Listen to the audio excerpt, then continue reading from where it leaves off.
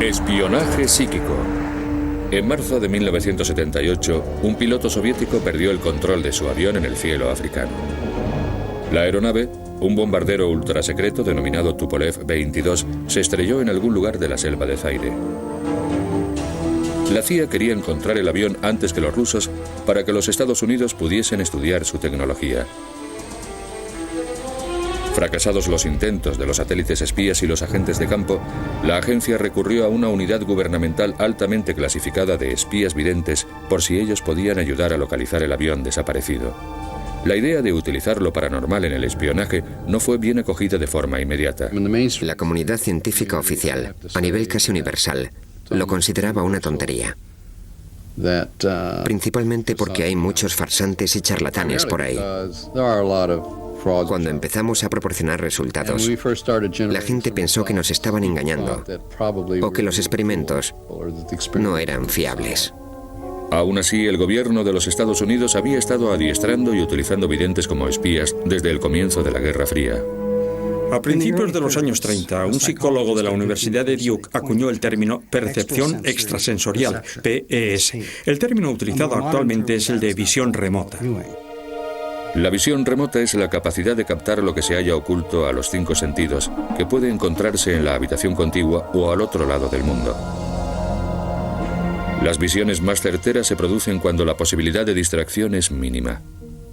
Descubrimos que el mejor entorno para llevar a cabo la visión remota era una habitación de un color totalmente homogéneo y sin objetos en su interior. La llamamos la sala gris. Era gris, con aislamiento acústico y las luces de una intensidad específica. No había influencias ambientales que pudiesen afectarle. Con las distracciones reducidas al mínimo, el vidente remoto podía empezar a recibir impresiones. La información llegaba siempre en formatos muy diversos. Podía tratarse de sonidos, sensaciones, gustos, olores. Generalmente, si no conseguía encontrarle mucho sentido a la información, intentaba estructurar sus componentes, combinarlos para que formasen algún tipo de imagen coherente. Dichas imágenes resultaban especialmente útiles a los miembros de la inteligencia estadounidense por sus obvias implicaciones con el espionaje. La CIA se interesó por las posibilidades del tema, porque de ser cierto podías sentarte en una habitación y trasladar tu consciencia a cualquier punto del planeta. Evidentemente la CIA estaría encantada con eso. En abril de 1953, Allen Dulles, director de la CIA durante la presidencia de Dwight D. Eisenhower, creó un programa secreto para crear armas de guerra psicológica tales como el control mental y la hipnosis. El origen del interés de los gobiernos estadounidenses por los fenómenos psíquicos se sitúa aparentemente en los años 50, en un proyecto denominado MK Ultra. En los primeros tiempos del MK Ultra, el espionaje psíquico era esencialmente teórico. Pero en febrero de 1960, un extraño acontecimiento internacional preparó el escenario para la utilización generalizada de espías psíquicos a ambos lados del telón de acero. Esta revista científica francesa reveló los detalles de un experimento secreto estadounidense. El artículo explicaba que en julio de 1959, desde Friendship, Maryland, un vidente había enviado telepáticamente información a otro vidente que se encontraba a bordo del USS Nautilus, un submarino nuclear situado a miles de kilómetros de distancia en el gélido océano Ártico. En su sede central de Moscú, la KGB pasó rápidamente a la acción. Cuando tuvieron conocimiento de los experimentos del Nautilus, los soviéticos se apresuraron a desarrollar su propia investigación del espionaje psíquico. Los soviéticos estaban preocupados y atemorizados porque los estadounidenses lo superasen en el campo de la investigación paranormal. Pero la KGB tenía un problema. El estudio de lo paranormal estaba estrictamente prohibido por la doctrina comunista, así que tenían que encontrar formas de sortear la política oficial. La KGB estaba dispuesta a usar cualquier medio a su alcance para convencer a los dirigentes soviéticos de que la investigación debía continuar, aunque supusiese mentir a dichos dirigentes o despistarlos. En realidad, la mayoría de los historiadores están convencidos de que los experimentos del Nautilus no llegaron a realizarse y que quizá el artículo fue un simple bulo. Ahora creo que aquel incidente solo fue una maniobra de la inteligencia soviética brillantemente elaborada, para engañar a sus dirigentes, para que permitiesen que la KGB continuara su investigación con videntes, utilizando todo el conocimiento a su alcance para aplicar los frutos de dicha investigación al arsenal soviético. La carrera psíquica estaba en marcha. Cuando la CIA se enteró del desarrollo de la investigación psíquica de los soviéticos, pretendieron naturalmente destinar más fondos al armamento paranormal estadounidense.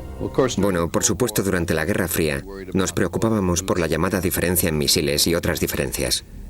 Así que cuando la gente de la CIA se enteró de los esfuerzos soviéticos en el terreno de la PES, empezaron a preocuparse por la posible diferencia psíquica. En el apogeo de la Guerra Fría, a finales de los 60, se produjo una serie de acontecimientos extraños en la carrera psíquica entre los Estados Unidos y la Unión Soviética. 3 embajadores estadounidenses destinados en Moscú enfermaron de gravedad y tuvieron que volver a los Estados Unidos, donde posteriormente murieron de cáncer. Incluso miembros de la delegación que acompañó al presidente Richard Nixon a la capital rusa en 1972 enfermaron repentinamente.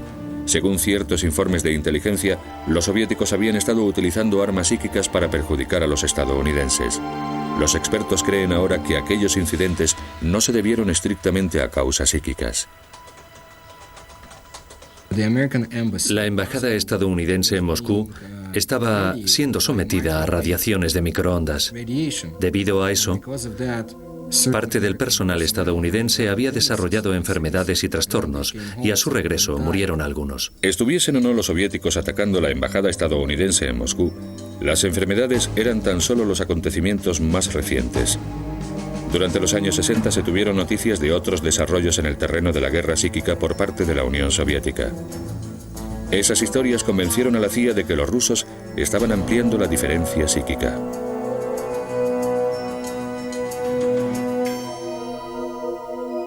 La agencia respondió y no tardó en poner en nómina a un físico californiano que llevaba a cabo una investigación científica sobre los fenómenos paranormales. A continuación veremos cómo este científico ayudó a un espía psíquico a penetrar en una instalación nuclear soviética situada al otro lado del mundo, sin siquiera salir de su laboratorio.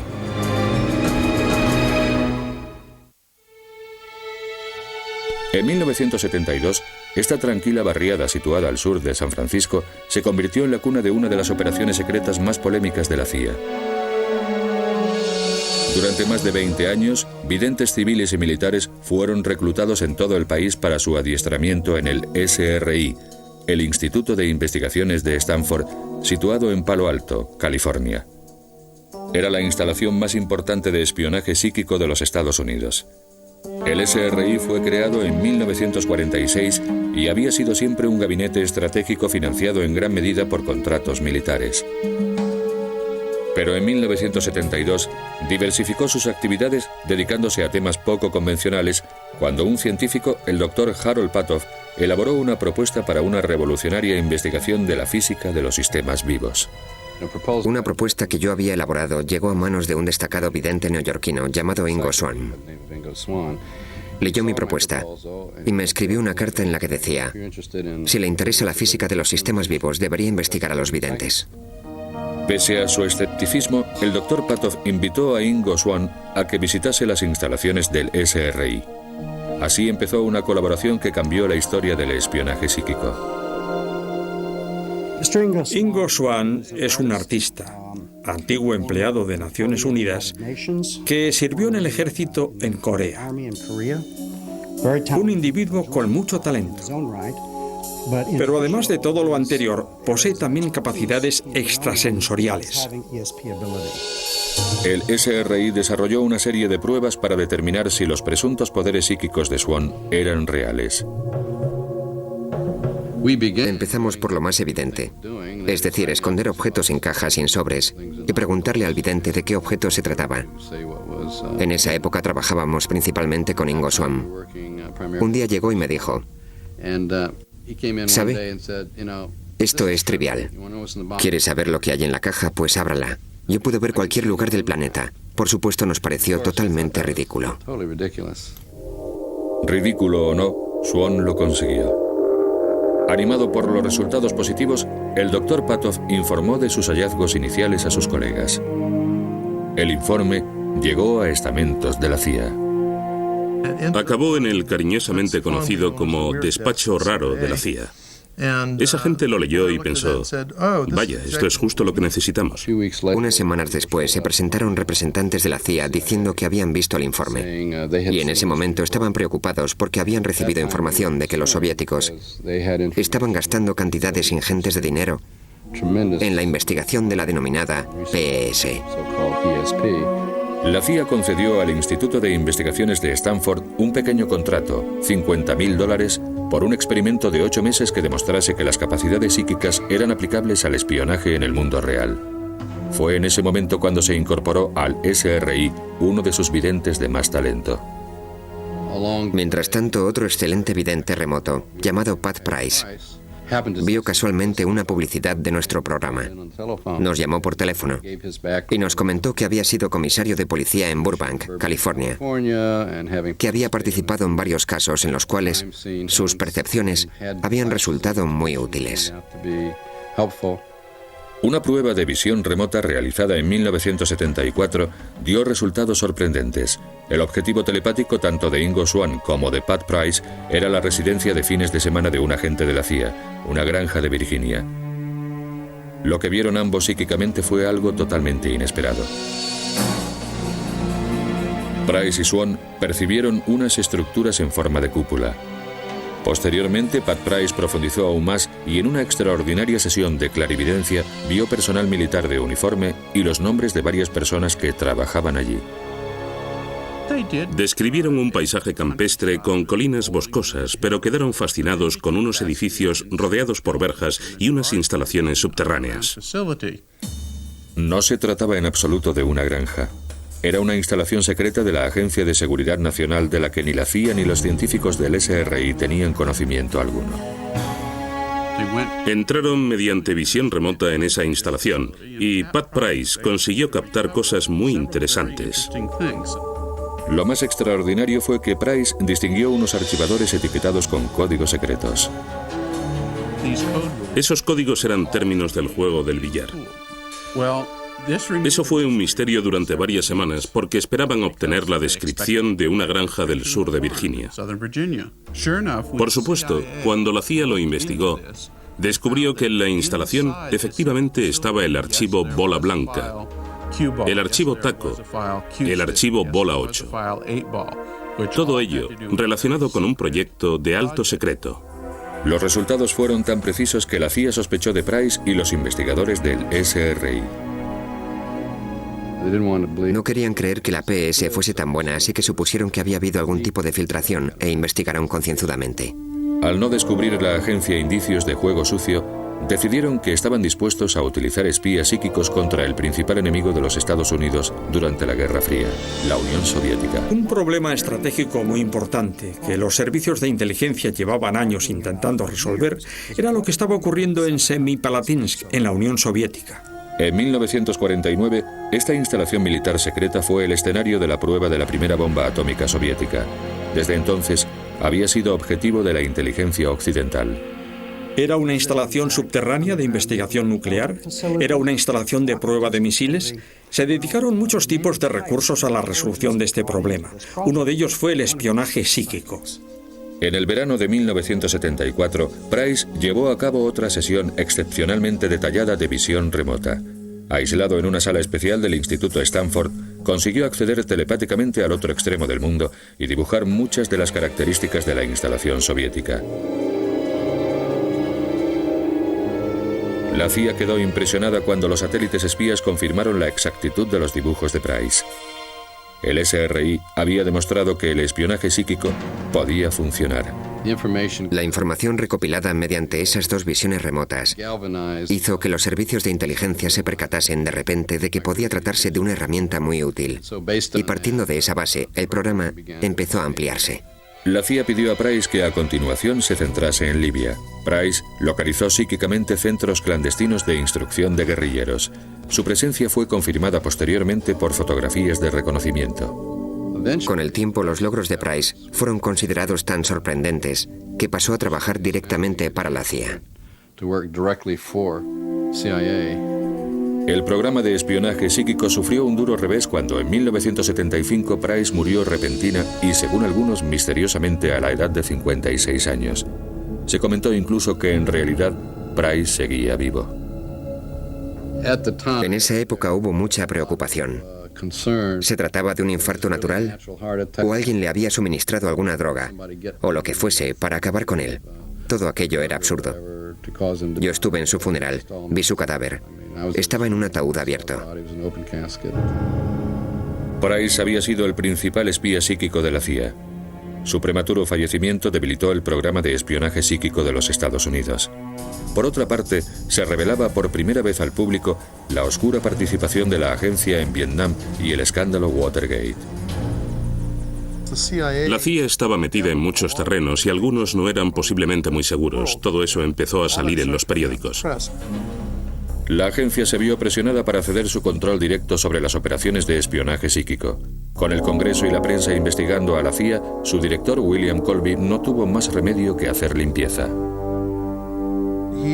Ordenó a todos los que participaban en proyectos extraños que se librasen de todo lo que pudiera resultar polémico, raro o especial. Por supuesto, la visión remota entra de lleno en esas categorías, así que la CIA tuvo que descartar el proyecto. Sin embargo, ahí no acabó el apoyo gubernamental a la visión remota. A finales de 1975, el programa pasó a manos de una poco conocida pero poderosa rama del estamento militar denominada DIA, Agencia de Inteligencia para la Defensa. La DIA creó una nueva unidad de espionaje psíquico en Fort Meade, Maryland. Durante los 20 años siguientes, la DIA utilizó varios nombres en clave, incluyendo Grill Flame, Sam Strick y Scanate. Pero actualmente Stargate es el principal nombre asociado a las aventuras estadounidenses en el terreno del espionaje psíquico. La mayor parte de los cientos de misiones de espionaje de Stargate permanecen clasificadas. A continuación, el más sagaz de los espías psíquicos nos revela varias operaciones secretas, incluyendo su papel especial en la localización de un general de la OTAN secuestrado. Fort Meade, Maryland, está situado al norte de Washington, D.C. Fue en esta base militar, dentro de este modesto bungalow, donde la Agencia de Inteligencia para la Defensa adiestraba secretamente a sus videntes para que espiasen para los Estados Unidos. Stargate era una unidad a disposición permanente de todas las agencias gubernamentales que requerían sus servicios psíquicos. Participó en todos los conflictos importantes de los Estados Unidos, desde unos años antes de la crisis de los rehenes de Irán de la década de los 70 hasta después de la Guerra del Golfo en los 90. Los espías psíquicos jugaron también un papel estratégico vital al contribuir a determinar lo vulnerable que era Estados Unidos al espionaje psíquico de otras naciones. Dentro de los servicios de inteligencia del ejército, estábamos especialmente interesados en la evaluación de amenazas. Según el tipo de información que lográsemos obtener, cabía suponer que los soviéticos, mediante las mismas prácticas, podrían obtener la misma información de nosotros. Se estableció un perfil de capacidades psíquicas potenciales y reclutaron hombres y mujeres de todos los departamentos militares. La conclusión a la que se llegó durante el programa era que la disposición para la visión remota como talento natural se parecía bastante a la disposición para la música. Si un recluta tenía éxito en la actividad a la que se dedicase, si era un líder nato, si tenía confianza en sí mismo y dotes artísticas, entonces era un buen candidato. Uno de los oficiales de inteligencia que se presentó al programa para someter a prueba sus talentos para la visión remota fue Joe McMonigal. Resultó ser un vidente remoto nato. Joe McMonigal era militar de carrera y veterano de Vietnam. En mayo de 1977, mientras estaba destinado en Fort Meade, recibió la oportunidad de convertirse en espía psíquico. Cuando empecé a hacer visión remota, no tenía ni idea de lo que iba a pasar. Pero al cabo de un tiempo, empecé a prestar mucha más atención a la forma en que procesaba la información dentro de mi cabeza, en vez de a lo que ocurría en el exterior. Los responsables de Stargate descubrieron muy pronto lo precisas que podían ser las capacidades psíquicas de McMonigal. En una de múltiples pruebas, le pidieron que encontrase a un agente de la CIA al que habían enviado a un lugar desconocido. Lo único que sabía Joe es que esa persona se encontraba en algún lugar del área continental de los Estados Unidos, nada más. Joe empezó a dibujar lo que veía en su mente. docenas de molinos de viento en una colina. Resultó que el agente había ido al laboratorio Lawrence Livermore, situado en el norte de California. Su ruta pasaba por una granja eólica cercana. Y Joe logró una precisión del 75%. Joe consiguió el 75% de lo que nos pedía el cliente. La precisión de los dibujos de McMonigle sorprendió a todos los participantes en la prueba, incluyendo al propio Joe. Quedé anonadado cuando empecé a probar con la visión remota.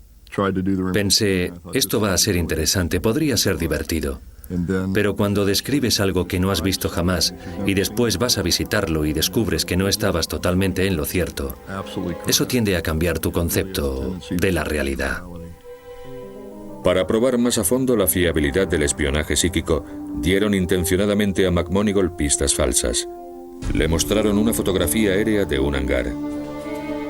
Cabía esperar que un vidente que contemplase esa foto supiera que había aviones en el interior y tendiese a hacer dibujos de aeronaves. En realidad lo que dibujé fueron planos transversales del carro de combate XM-1. El carro de combate XM-1 era una nueva arma secreta recientemente añadida al arsenal de los Estados Unidos. Y era ese carro y no aviones lo que había en el hangar. Hizo unos dibujos, yo los he visto y son fabulosos. La sesión fue todo un éxito. Describió todo aquello a la perfección. Los directores del proyecto quedaron horrorizados de que alguien pudiese obtener tanta información sobre el producto en el que estaban trabajando. Con sus capacidades como vidente ya demostradas, McMonigle fue solicitado regularmente para importantes misiones de espionaje. Una de dichas operaciones estaba relacionada con la crisis de los rehenes de Irán. En noviembre de 1979, unos ciudadanos estadounidenses fueron secuestrados y desalojados de la Embajada de los Estados Unidos en Teherán. El ejército encargó a McMonigle la tarea de colaborar con un destacamento especial denominado Enclave Desierto 1 que preparaba un asalto para liberar a los cautivos. Trabajamos en el caso de los rehenes de Irán durante muchos meses. Casi toda la información que pudimos proporcionar era la que podría considerarse necesaria en una situación con rehenes. Trabajando junto a otro agente, McMonigle proporcionó valiosa información sobre dónde mantenían a los rehenes y cuándo los trasladaban. Joe describía las imágenes que le llegaban mientras su colega anotaba los detalles. En la madrugada del 25 de abril de 1979, utilizando la información obtenida por McMonigle y mediante procedimientos tradicionales, el Comando Desierto 1 partió hacia Teherán. Pero la incursión terminó prematuramente en un terrible accidente en el desierto, 160 kilómetros al sur de la capital iraní. Cuando los rehenes fueron por fin liberados e interrogados en enero de 1981, la exactitud de las visiones remotas de McMonigle quedó confirmada. En otoño de 1979 surgió otra importante misión. Uno de los problemas más interesantes que tenían los servicios de inteligencia fue el del astillero 402, el astillero de Severodvinsk, en Siberia. A los servicios de inteligencia estadounidenses llegaron rumores de que los soviéticos estaban construyendo un arma secreta tan decisiva que podría alterar el equilibrio de poder, pero no podían confirmarlo. Mediante los recursos de vigilancia convencionales, se podía detectar el envío de suministros, la actividad de chimeneas industriales, las entradas y salidas de trenes en el edificio, pero no se sabía lo que estaban construyendo los soviéticos. Podía ser un submarino, un portaaviones, un acorazado, nadie lo sabía. Joe McMonigle empezó centrando su atención en el astillero. Localizó algo en un clima frío, con grandes edificios en lo que parecía una zona industrial. El coordinador dijo, eso es correcto.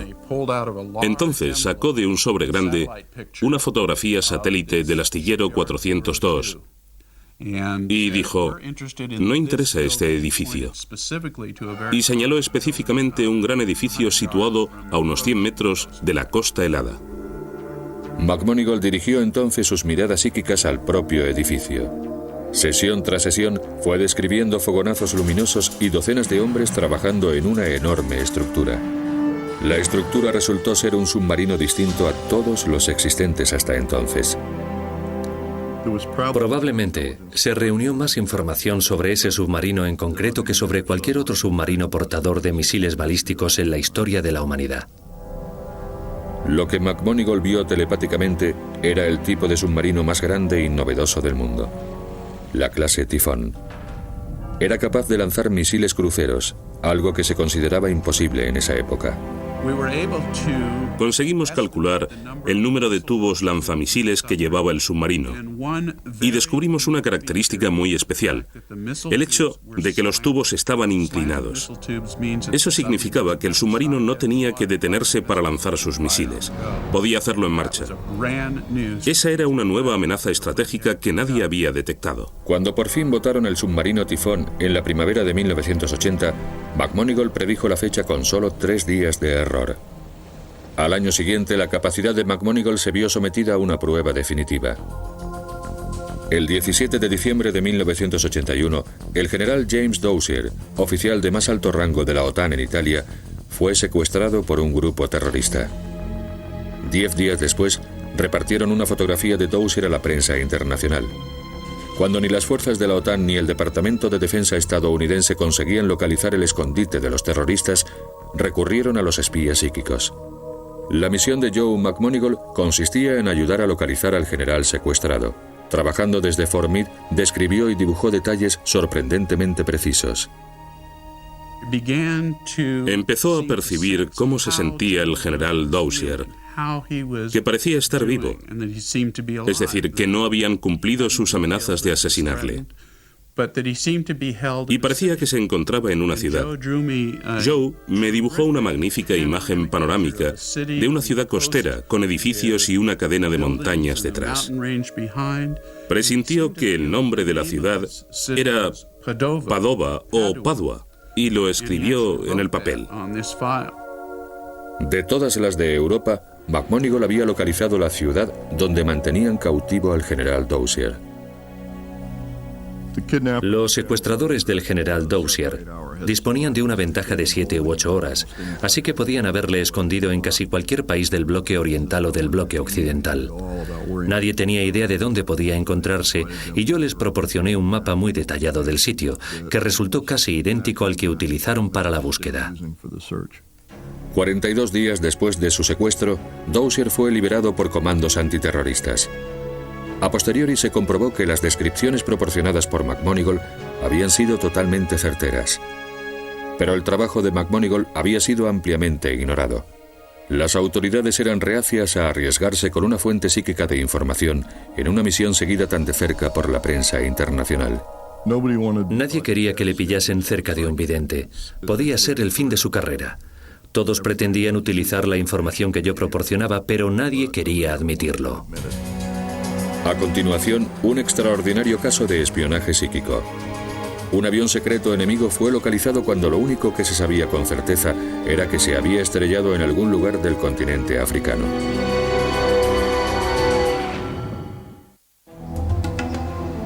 Durante la larga historia del espionaje psíquico estadounidense, fue quedando cada vez más claro que la visión remota no era la única habilidad psíquica que servía para espiar. Personalmente prefiero la visión remota, porque la información que proporciona es mucho más estructurada y utilizable. Pero hay otras técnicas y otros métodos igualmente valiosos. Probablemente el segundo en utilización sea la radiestesia. La radiestesia es el antiguo arte de utilizar una vara para localizar agua. Utilizada por un vidente, la vara era sujetada por ambos extremos y cuando se encontraba agua temblaba y empezaba a apuntar hacia el suelo. En el terreno del espionaje, los psíquicos utilizaban otro tipo de herramienta para localizar objetivos en todo el mundo. El vidente sostiene el cordel sobre el mapa y se concentra en el objeto determinado. Una vez localizado, la herramienta divinatoria oscila hacia las coordenadas del objetivo. Esta técnica se denomina radiestesia en mapa. Se sabe que durante la guerra de Vietnam, los marines utilizaron la radiestesia para localizar túneles norvietnamitas tan bien camuflados que no había otra forma de encontrarlos. Parece que aquello tuvo éxito y fue posiblemente uno de los primeros intentos de utilizar un fenómeno paranormal con fines militares. La radiestesia en mapa se enfrentó a un gran reto desde el principio de la historia de su programa de desarrollo. En marzo de 1978, en el cielo de las selvas de Zaire, un piloto ruso perdió el control de su bombardero de alto secreto, un Tupolev 22. El piloto se lanzó en paracaídas y el avión se estrelló. Como ni los satélites espías ni los agentes de campo conseguían localizar los restos del aparato, se recurrió a los espías psíquicos. En esta misión participaron 2 videntes independientemente. Uno en el Instituto de Investigaciones de Stanford, en California, a 4.000 kilómetros de distancia, y el otro en la base aérea de Wright-Patterson, situada al nordeste de Dayton, Ohio. A ambos videntes remotos les mostraron una fotografía del tipo de aeronave que buscaban. Lo único que sabía la CIA era que el avión se había estrellado en algún lugar de África. Resultó que combinando visión remota y radiestesia en mapa nos acercamos mucho a donde se encontraba el objetivo y enviamos allí gente a buscar el avión. Ambos psíquicos hicieron dibujos detallados de un paisaje selvático. Combinando sus aportaciones, consiguieron dirigir a los agentes de campo. Enviaron a un equipo y conforme se iban acercando se encontraron con nativos que llevaban piezas del avión. Siguieron el rastro y encontraron el aparato. Al encontrar el avión antes que los soviéticos, la CIA consiguió sus secretos tecnológicos. Otra pieza cobrada en el ajedrez de la Guerra Fría. Aunque esta operación se llevó a cabo al principio del programa Stargate, se la mantuvo clasificada hasta 20 años después, cuando el expresidente Jimmy Carter hizo pública la historia en diciembre de 1995. El accidente del avión en Zaire y la utilización de visión remota para localizarlo es uno de los múltiples experimentos que pensábamos que estarían clasificados indefinidamente. Pero posteriormente, Jimmy Carter, después de su mandato, mencionó que buscaban un avión caído en África y mediante visión remota consiguieron localizar el lugar del impacto. Hay otras misiones de espionaje psíquico que no han sido dadas a conocer oficialmente por parte del gobierno, aunque algunos de los protagonistas hayan revelado su participación en las mismas. En una de ellas, un psíquico del ejército utilizó precognición, la capacidad paranormal que permite prever acontecimientos antes de que sucedan. Posiblemente la sesión más espectacular en la que participé fue aquella en la que se previó el ataque de los iraquíes sobre el USS Stark, un destructor estadounidense que navegaba tranquilamente por el Golfo Pérsico. En mayo de 1987, el capitán Paul Smith era uno de los videntes remotos del equipo Stargate. Aislado en una sala especial de Fort Meade, Smith previó unos acontecimientos que ocurrirían 2 días después. Empecé a describir una estructura metálica. Después me di cuenta de que la estructura estaba en el agua y en movimiento. Intuí que se trataba de un destructor estadounidense. De repente localicé también una aeronave. Volaba a considerable distancia de la embarcación. En un momento dado, el avión lanzaba 2 objetos largos y finos, con aletas gruesas. Emitían un ruido estruendoso y parecían volar sin destino hasta que los objetos coincidieron con el barco. Había fuego, humo y gente gritando. Horas después del suceso quedó confirmada la premonición del capitán Smith. Confundiéndolo presuntamente con un avión enemigo, un caza iraquí lanzó 2 misiles Exocet contra el USS Stark. Ocurrió 4 años antes de la Guerra del Golfo. Los iraquíes se disculparon públicamente ante los Estados Unidos, pero murieron 37 estadounidenses. La precisión fue asombrosa. No describí nada que no sucediese y tampoco omití mucho de lo que sucedió. Probablemente no haya vivido nunca una sesión tan clara antes y después. Psíquicos de Stargate como Paul Smith participaron activamente en muchas de las misiones norteamericanas de espionaje más importantes durante otra década. Pero los Estados Unidos no era el único país que invertía millones en espionaje psíquico.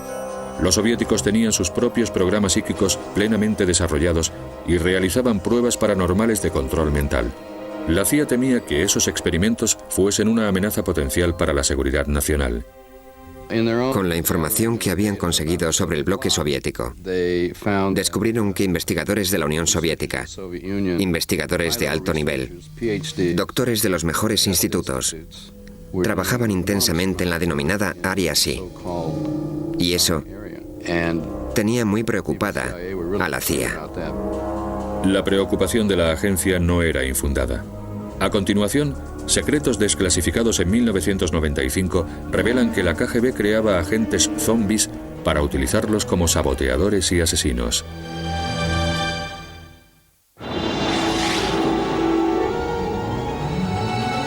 Durante la Guerra Fría, la Unión Soviética desarrolló agresivamente sus propios programas de guerra psíquica. Los rusos sentían una fascinación por lo paranormal que se remontaba a la época de los zares. Después de la Revolución de 1917, experimentaron con PES, control mental y precognición. Aquello cambió con la llegada al poder de Joseph Stalin en 1928. Bajo el mandato de Stalin, se proscribieron las primeras investigaciones de lo paranormal, sobre todo en el terreno de la telepatía. A finales de los años 30, varios investigadores que seguían en activo fueron detenidos y ejecutados. Pero había miembros del gobierno soviético que pensaban que la capacidad psíquica era un arma demasiado poderosa para ser ignorada. De hecho, la agencia de espionaje soviética, la KGB, era la más interesada en la investigación paranormal. La KGB tuvo que llevar a cabo investigaciones clandestinas. Montaron muchos laboratorios secretos en toda la Unión Soviética para poder utilizar videntes. El empleo de espías psíquicos por parte de la KGB sigue siendo materia reservada. Sin embargo, información filtrada recientemente a Occidente revela un descubrimiento realizado por soldados rusos en 1945. Al final de la Segunda Guerra Mundial, cuando los soviéticos entraron en Berlín, consiguieron capturar archivos de un departamento secreto alemán dependiente de las SS denominado Ahnenerbe, que había realizado muchos experimentos de investigación paranormal. Los soviéticos trasladaron los archivos capturados a la Unión de Repúblicas Socialistas Soviéticas. Estos son los archivos alemanes que la inteligencia rusa conserva aún en Moscú. Recientemente, los servicios de inteligencia occidentales han descubierto que la KGB utilizó la investigación nazi para desarrollar armas psicotrónicas. Los soviéticos habían aprendido a aplicar su poder psíquico a los objetos físicos. Hay muchas clases de armas psicotrónicas. La más famosa, el denominado generador psi, se basa en la energía electromagnética. Mediante la utilización de ondas electromagnéticas, un agente de la KGB podría inculcar pensamientos a determinada persona para que lleve a cabo ciertas acciones, como sabotaje o robar documentos. Las armas psicotrónicas son compactas y portátiles. Fueron diseñadas para ejercer una influencia psíquica en seres humanos y utilizadas por los soviéticos principalmente en sus propios soldados y agentes secretos. Tras la muerte de Stalin en 1954, la KGB se volvió aún más agresiva en su investigación de lo paranormal. Otra forma de poder psíquico que pretendían dominar era la psicoquinesis. El gobierno federal nos preguntó, ¿podemos trasladar objetos centrando nuestra atención? Y básicamente no podíamos en la época de Stargate. Quizá la Unión Soviética tuviera un espectro más amplio que nosotros. En otras palabras, utilizaban visión remota, pero pusieron también mucho más ahínco en su investigación de la psicoquinesis. La psicoquinesis es la capacidad de mover objetos sin tocarlos físicamente. Es el arma psíquica definitiva. Si los objetos pueden controlarse a distancia, también puede destruirse maquinaria, cortar la electricidad y reprogramar cabezas nucleares. En 1972 apareció por primera vez esta película soviética en los Estados Unidos. Revelaba el extraordinario talento de una famosa psíquica rusa, Nina Kulagina. La KGB, de haber podido canalizar el poder, habría conseguido manipular instalaciones y agentes mediante influencia directa en la mente del enemigo. Habría conseguido penetrar en los sitios más secretos de los Estados Unidos, quizá hasta en la propia Casa Blanca. Habría conseguido predecir lo que los estadounidenses, los británicos u otros enemigos pensaban hacerle a la Unión Soviética. A casi 3.200 kilómetros de Moscú, en el corazón de Siberia, construyeron una instalación secreta de investigación denominada Ciudad de la Ciencia. Gran parte de las investigaciones revolucionarias de la Unión Soviética se llevaron a cabo en esa ciudad de Siberia. En un experimento embarcaron crías de conejo en un submarino. La madre quedó confinada en un laboratorio de la Ciudad de la Ciencia. En un momento determinado, mataron una a una a las crías que iban a bordo del submarino, mientras controlaban la respiración y el ritmo cardíaco de la madre. Los científicos soviéticos creyeron haber demostrado que existe un vínculo psíquico entre padres e hijos en ciertos mamíferos. En esta singular película jamás vista anteriormente fuera de la Unión Soviética, se revelan otras técnicas paranormales. En uno de los experimentos se intentaba incluso alterar las constantes vitales de seres humanos. Comparando la forma en que los soviéticos utilizaban lo paranormal y cómo utilizábamos nosotros la visión remota, podría decirse que ellos sentían menos aprecio por el factor humano. Nosotros, por otra parte, teníamos ciertas reglas y normas que debíamos cumplir. Conforme se filtraba información soviética a mediados de los 90, los científicos occidentales constataron lo diferente que eran las versiones soviética y estadounidense de la guerra psíquica. En nuestro trabajo no llegamos nunca a investigar, por ejemplo, si una persona podía influir a distancia en el pensamiento o en el carácter de otra. Hablamos con algunos psíquicos soviéticos que nos dijeron que en ocasiones, si un presidente estadounidense daba un discurso, se concentraban en interferir sus procesos de pensamiento y cosas parecidas. Pero en nuestro programa nunca hicimos nada parecido a lo que podría denominarse control mental. Informando de los últimos archivos desclasificados por la KGB en 1995, el Moscow Times publicó noticias sorprendentes. Los soviéticos habían utilizado control mental con sus propios espías para convertirlos en una especie de robots zombies. El propósito de los agentes zombies, creados por la KGB, era no solo infiltrarse en las esferas más altas y secretas de los Estados Unidos y de otros países, sino también integrarse en la población media para convivir de incógnito, como agentes soviéticos, durante años. Estos agentes programados estarían dispuestos a ejecutar cualquier orden, incluso la de asesinar. Llegaría el día en que un agente de la KGB enviase la señal que despertaría al zombi para que realizase una tarea concreta. Podría tratarse de sabotaje o de penetración en una instalación secreta. Para eso utilizaba la KGB a los zombis, seres que no recordaban nada y que eran controlados como bombas vivientes. Todas las pruebas indican que en la actualidad el gobierno ruso continúa su investigación secreta de lo paranormal. Pero en Estados Unidos, terminada la Guerra Fría, Stargate tenía que justificar sus gastos y su propia existencia. El Congreso ordenó una investigación para determinar la continuidad del programa de espionaje psíquico. El informe final se presentó a la prensa el 28 de noviembre de 1995. En consecuencia, los estadounidenses constataron por primera vez que su gobierno había estado utilizando espías psíquicos. Creo que aquello se hizo de mala manera. Había tantos disparates en el informe que hasta a un idiota le habría costado mucho creérselo. El informe resultó polémico. Hubo división de opiniones entre los expertos, pero el Congreso llegó a la conclusión de que lo paranormal no era una fuente de información suficientemente fiable y ordenó la cancelación del programa psíquico. No todo el mundo estuvo de acuerdo. Creo firmemente que se debería proseguir con la investigación. Es probable que en un momento dado se dé un paso decisivo o se encuentre una clave fundamental. Cuando lleguemos a ese punto, ampliaremos nuestra visión de lo que ocurre exactamente en el universo.